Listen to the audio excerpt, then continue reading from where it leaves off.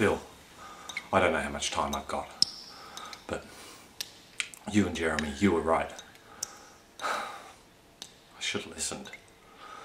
I should have left earlier. When the banks failed, I just thought maybe things had settled down.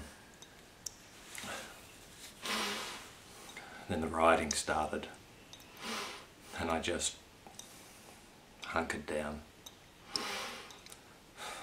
I guess I just froze in place. I had plenty of food. I'd stocked up the freezer. I'd taken that precaution, but there was food for 2, maybe 3 weeks. But then the power went out.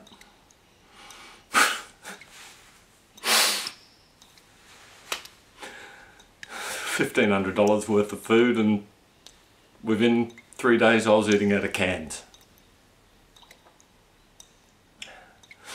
I guess that's what finally got me moving. I thought I'd get up to the lakes, up in the mountains, you know, where we used to fish. I knew I couldn't go through the city, it's too dangerous. So I took the service roads, up onto 25.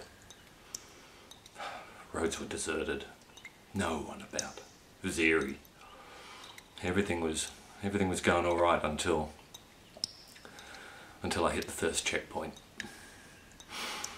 It's just outside that town, you know, the one where we used to stop for bait. Serenity. Doesn't live up to its name anymore. Remember, they'd set a checkpoint up just outside the town. 3, I don't know, maybe 4 APCs, all mounted with 50 cows on top. I thought about just driving on through, but when those 50 cows are pointed at you, they look as big as tunnels. So I slowed down.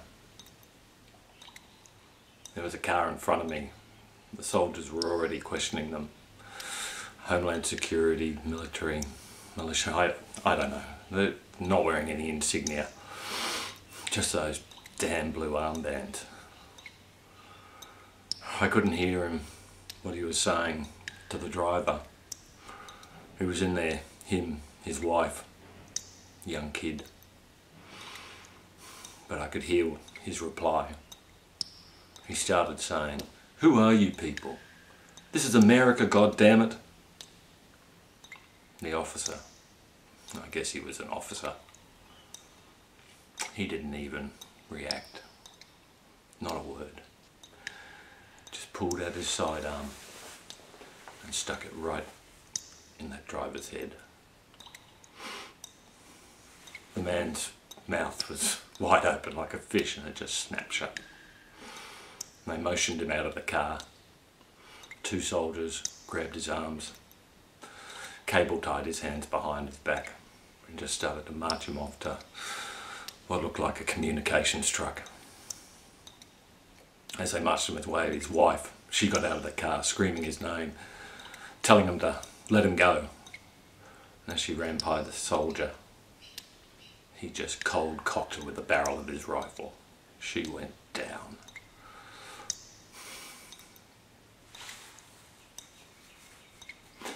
I can still hear the sound of her headmate when she hit the pavement. And you know the worst thing?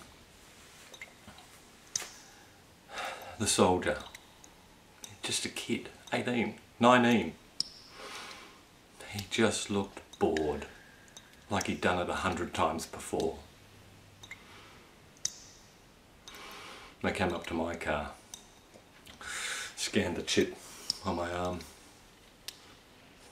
I mean, no matter what happens, no matter if society collapses, there's still a bureaucracy. He knew who I was. He knew everything about me within seconds, but he still had to ask me questions. What's your name? Where are you from?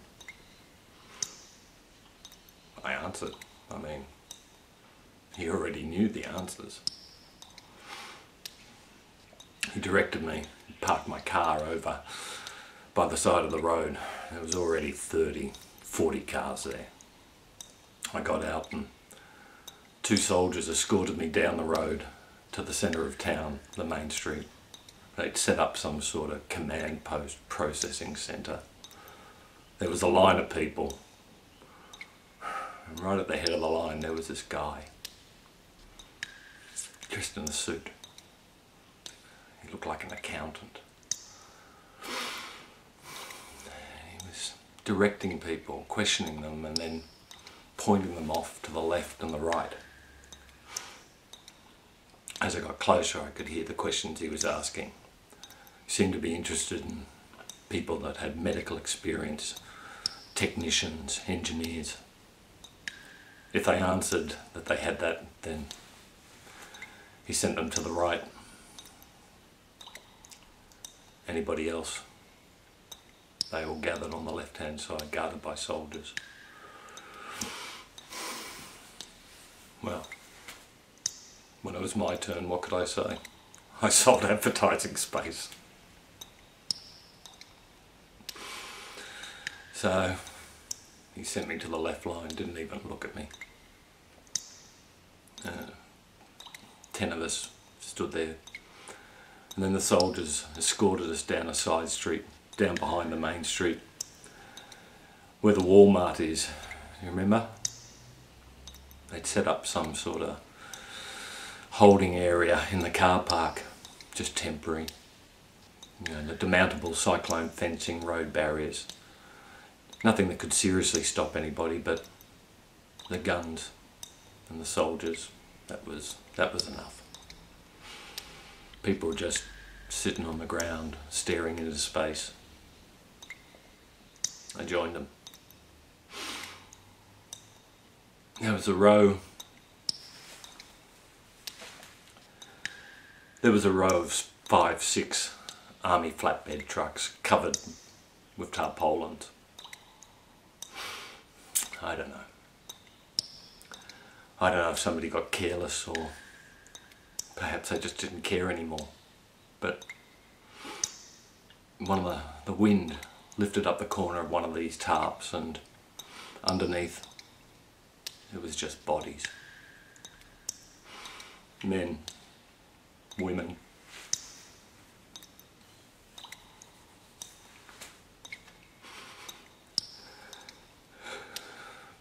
I said to the man next to me, "Look, there's bodies." He just said, "Shh, don't make any trouble."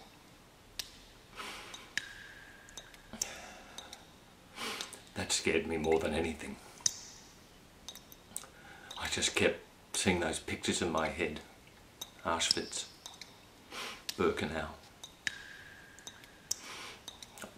I guess I lost it. Maybe I panicked, I don't know, but I wasn't staying around to see what was in store.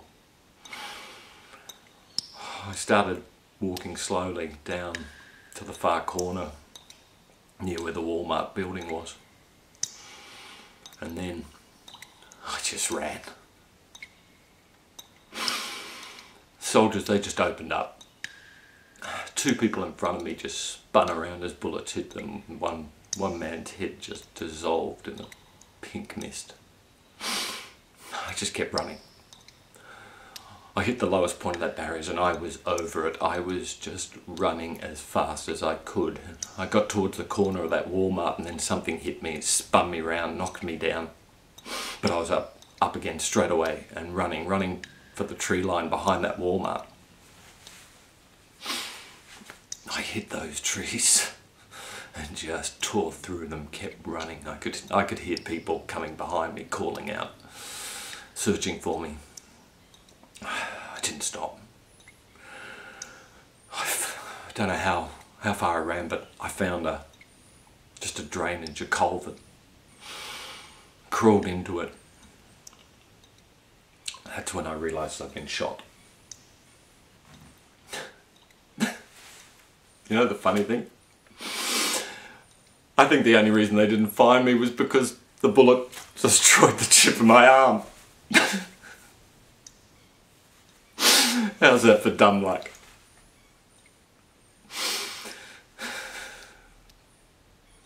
Anyway, after a while the voices went away.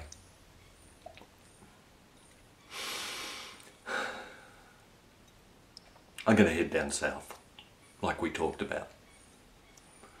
If you made it to the aerodrome, if you got to your plane and you made it down somewhere safe, somewhere better, put in a word for me. You know me, Bill. I'll pull my weight. Somebody's coming. I've got to go. Good luck.